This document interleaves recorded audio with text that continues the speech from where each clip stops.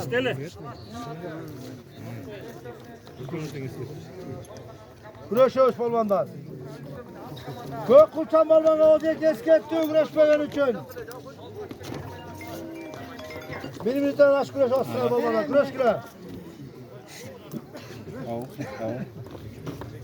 Buna erteden beri geç geçen güreş oldu. Balvarlarından mokunu kaldı, kor üçlerde mokunu kaldı. Kızıl kurtan balmana o diye kesketti.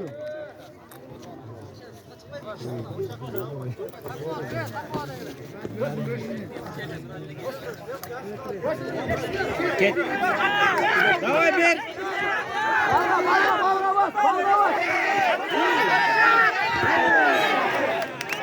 Nereye bayılan kurtan balmana?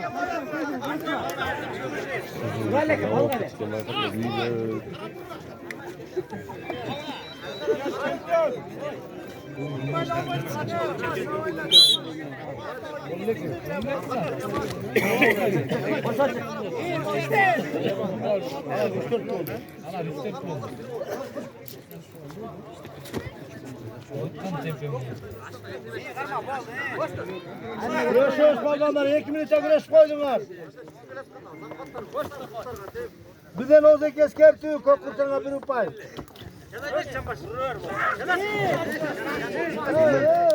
Oturacağım bak.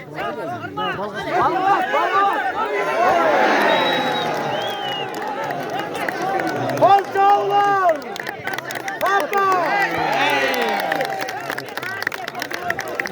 Evet, yakın arada, Moskova'da, şu Kırgız güreşti, dünyada yakında güreş bolup geldi.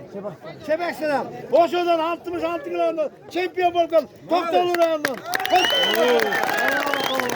Vallahi dobra.